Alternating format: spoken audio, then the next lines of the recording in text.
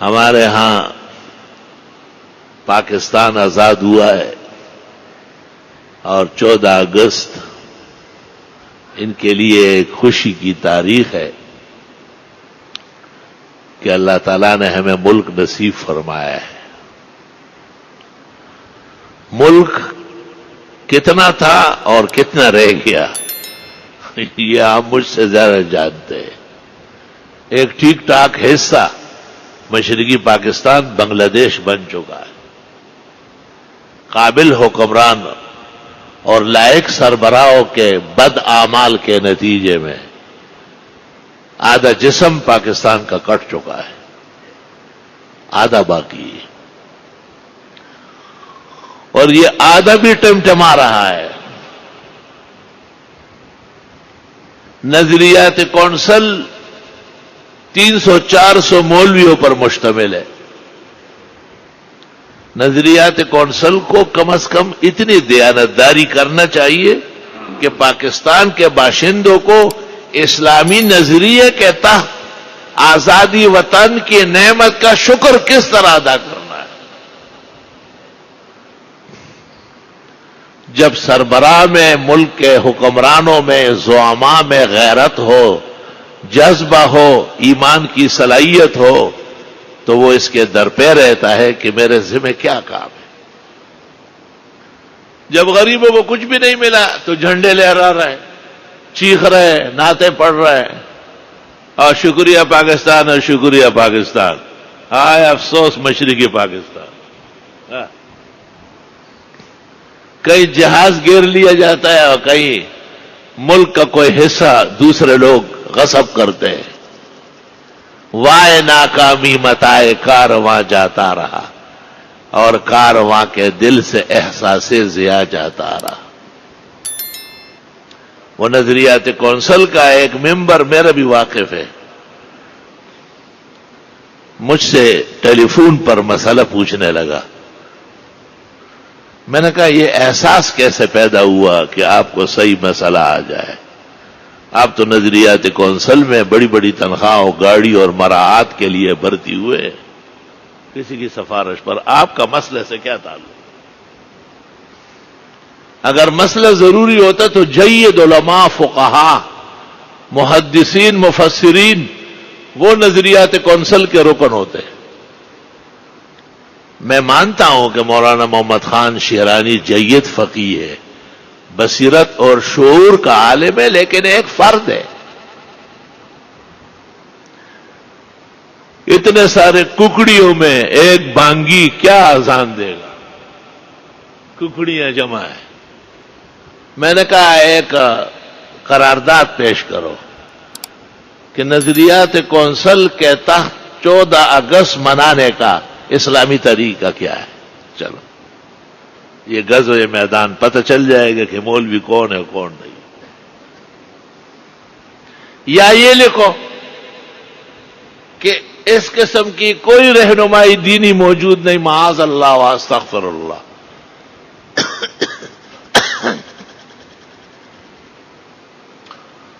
جناب رسول اللہ صلی اللہ علیہ وسلم نے جب مکہ مکرمہ سے مدینہ منورہ ہجرت فرمائی, فرأى اليہود یصومون, یہود کو دیکھا کہ وہ روزے رکھ رہے ہیں. پوچھا یہ کیا روزے؟ انہوں نے کہا یوم نجى اللہ فیہ موسیٰ ومن معہ واغرق فرعون وآلہ, رواہ الشیخان. یہ وہ دن ہے جس میں اللہ تعالیٰ نے حضرت موسیٰ علیہ السلام کو اور ان پر ایمان لانے والوں کو نجات عطا فرمائی تھی, اور فرعون کو اور ان کے ساتھ جو گمراہان و بے دین تھے ان کو غرق کیا تھا بحر احمر میں. تو آپ نے کہا نحن احق بموسیٰ منکم, حضرت موسیٰ علیہ السلام کی خوشیوں پر خوش ہونے کا حق ہمیں زیادہ ہے. پاکستان کی آزادی کی نعمت علماء جانتے ہیں, اہل دین و ایمان جانتے ہیں کہ اللہ نے کتنا بڑا احسان فرمایا. اور ہندوستان کی تاریکی اور ظلمتوں میں مسلمانوں کی قربانیاں قبول کی گئی اور پاکستان آزادی کے شرف سے مشرف ہوا۔ اس وقت اکابر علماء اور اولیاء کا اختلاف تھا کہ پاکستان علیحدہ مسلمانوں کے نام پر بنانا فائدہ مند ہے یا نقصان دہ ہے۔ وہ جہان نے دیکھ لیا، وہ دیکھ رہے کہ پاکستان کی آزادی میں ہندوستان کے مسلمانوں کو کتنے پاپڑ بیلنے ہیں اور کتنی دنیا تہہ تیغ ہو گئی۔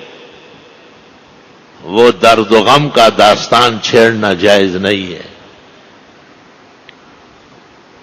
جب پاکستان بنا اور ادھر ہندوستان بھی انگریزی بند سے نکلا تو اس وقت کے عالم اسلام کے سب سے بڑے عالم شیخ الاسلام شیخ العرب والعجم صدر المدرسین دارالعلوم دیوبند حضرت اقدس حضرت مولانا حسین احمد صاحب مدنی اعلی اللہ مقامہ، جن سے ان کے دور میں 42,000 آدمیوں نے بخاری اور ترمذی پڑھی، 42,000 علماء، ان کا بیشتر حصہ پاکستان میں تھا، اور وہ بظاہر وجود پاکستان پر خفا تھے،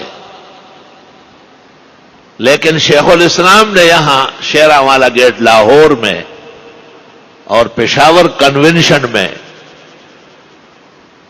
اور دارالعلوم حقانیہ کوڑا خٹک اس زمانے میں مسجد میں تھا، وہاں کوڑے کے اندر موجود دارالعلوم نہ تھا، اور اس طرح 3-4 اور جگہوں میں حضرت شیخ الاسلام نے یہ تقریر کی کہ مسجد کے بنتے وقت اظہار اختلاف ہو سکتا ہے کہ یہاں بنے یا وہاں بنے،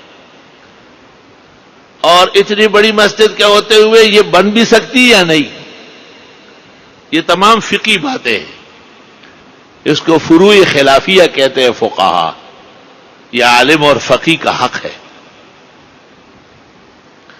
لیکن جب مسجد بن جائے اور اس میں اذان ہو جائے اور 5 وقت جماعت قائم ہو جائے تو پھر تمام مسلمانوں کا فرض ہے کہ اس کا ادب بجا لائے، اس کی تعظیم کرے اور اس کی حفاظت کا خیال رکھے۔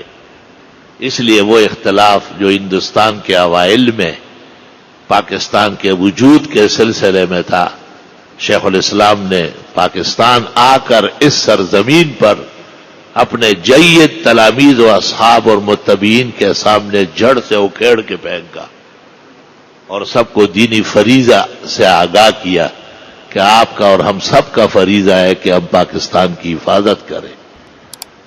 پاکستان ہمارا گھر ہے اور اپنے گھر کی حفاظت ہر گھر والے پر فرض ہوتا ہے۔ بعض لوگ آدھی آدھی باتیں نقل کرتے ہیں، یہود کی خصلت ہے۔ قرآن کریم میں ہے کہ اللہ نے یہود کے بارے میں کہا افتؤمنون ببعض الکتاب وتکفرون ببعض، کچھ دین مانتے ہو کچھ نہیں مانتے ہو، یعنی پوری بات نہیں کرتے ہو۔ فما جزاء من يفعل ذلك منكم الا خزي في الحیات الدنیا، رسوا ہو جاؤ گے یہاں، ویوم القیامت یردون الى اشد العذاب، اور قیامت کے دن بدترین عذاب میں مبتلا ہو جاؤ۔ پاکستان جب آزاد ہوا، آزادی کے اقدامات میں ہر اول دستہ علماء دیوبند کا تھا، دوسرے تو ویسے ہی آگے پیچھے چلتے ہیں، وہ تو کسی مزار یا چادر چڑھانے کے خیال میں ہوتے ہیں، ان کو اتنا بڑا تیر مارنا نہیں ہوتا ہے۔ بدعتیوں کا سیاست میں آنا بھی قیامت کی علامات میں سے، آج بھی میدان ان سے خالی پڑا ہے، اللہ کا فضل و کرم ہے۔